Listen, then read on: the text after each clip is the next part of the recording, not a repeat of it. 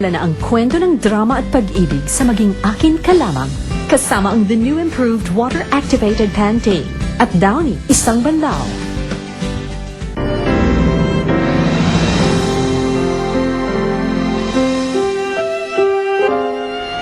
Dasal ka na, Elsa. Ito na ang katapusan mo! Manong huwag nakikiusapaw sa inyo. May tao pang nagmamahal sa akin. Gusto ko siyang makasama. Manong, pakawalan mo na ako dito. Malas mo! Hindi umuubra sa akin ang mga dramang ganyan! Diyos ko. Huwag niyo po pababayaan ang lola ko. Pati na rin si Auntie. Sa pangako mo sa akin, hindi mo ako bitawan. Hindi kita iiwan. Pangako yan.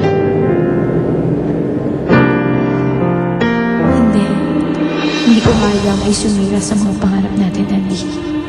Hindi ako bibitaw. Darating ako, matutuloy ang kasal natin. Hintayin mo ako, Andy. Manong, may lola pa ako eh. Kailangan niya ako. Kung kayo wala na kayong lola, siguro naman meron kayong anak o meron kayong nanay. Siguro hindi niyo gugustuhin na mangyari to sa kanila. Marami ka pang sadyat! Ha?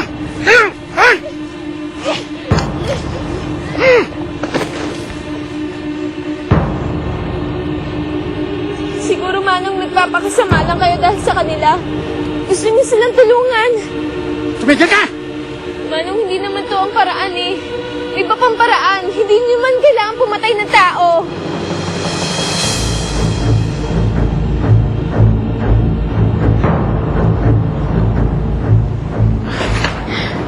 Kahit ano pang sabihin mo sa akin, hindi magbabago ang desisyon ko. Hindi ko kaya mawalan sa akin ang lalaki ang kaisa-isa kong mahal.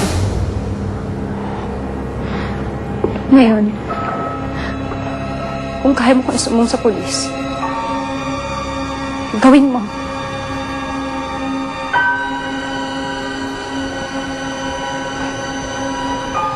Alam mo, hindi ko kaya yan. Pwede kang sirain ng iba, pero hindi ako. Rosita, ang tagal ko na nagbulag-bulagan sa mga pagkakamali mo. Lahat kaya kong gawin.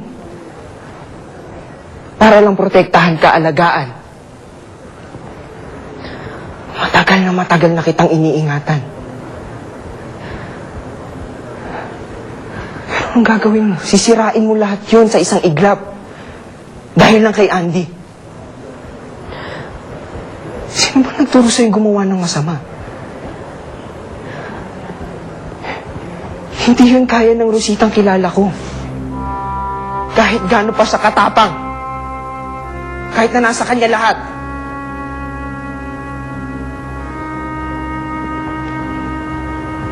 Kahit durog na durog ng puso niya, Ernie.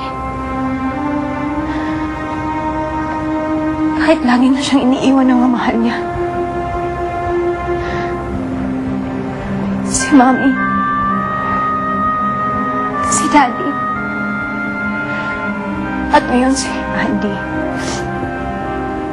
Hindi pa ba sapat yun? Hindi pa ba sapat na dahilan yun para magkaganito ako, Ernie? Hindi pa rin. Rosita, maganda ka, matalino, mayaman. Rosita, nasa iyo na lahat. Isa ka sa mga pinakamaswerteng tao sa mundo. Huwag kang magpatalo sa nararamdaman mo. Labanan mo yan. Pinalaki ka ng papa mo na may takot sa Diyos. Rosita, huwag mong dumihan ng kamay mo. Hindi ka mamamatay tao.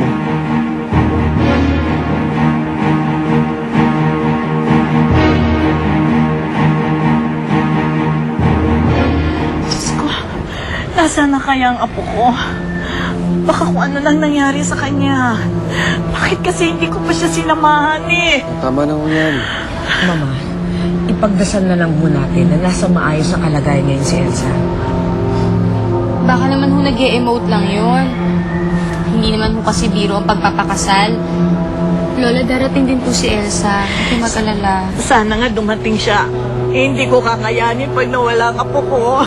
Na, nahanapin ko si Elsa. Huwag kang maglala. Andy, saan ka pupunta? Hindi ka pwedeng umalis dito, Hanapin ko Andy. si Elsa, Nay, eh. Huwag ka nang mag-aksaya ng panahon. Mukhang nagbago na talaga ng isip si Elsa. Mahirap hanapin ng taong nagtatago. Hayaan mo na nga lang siya. Nay, wala sa ugalit ni Elsa. Ang mawawala na walang pasabi. Kung ayaw pakasal sa akin, sasabihin niya sa akin sa harapan ko yun. Kaya hindi ako niniwala na tatago siya. Hanapin ko si Elsa. Matutuloy ang kasal namin.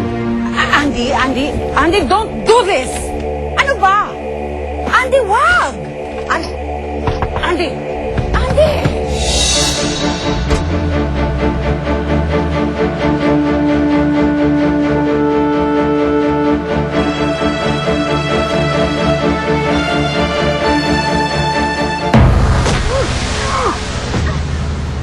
Hindi mo ko matatakasan, Elsa. Kaya ka sa akin. Tulungan niyo ako!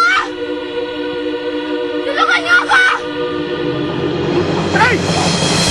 Hey!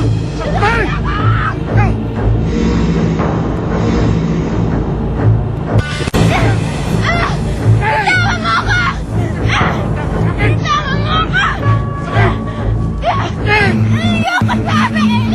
Hey! Sakay kami!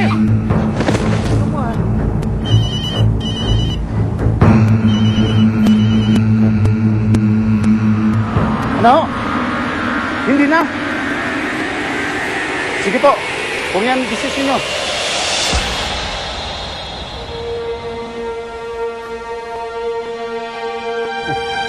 Pasalamat ka. Dininig ng Diyos ang panalangin mo. Kung hindi,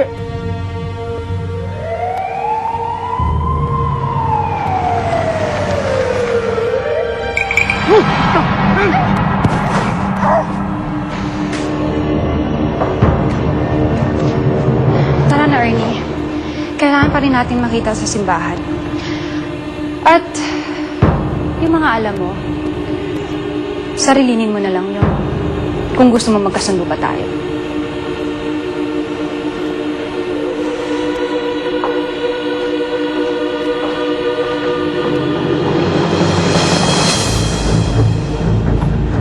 Tigil! Huwag kayo magpapaputok! Putanasik ang babae ko!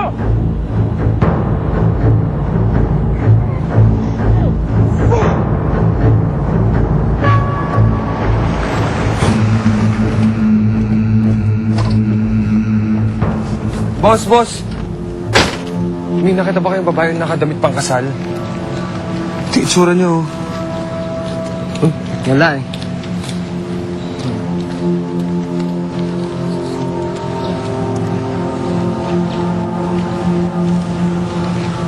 Ale, may nakita ba kayong dumaan dito na babae nakadamit pang kasal?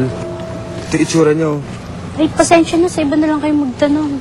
Wala ko kayo nakita. Wala eh.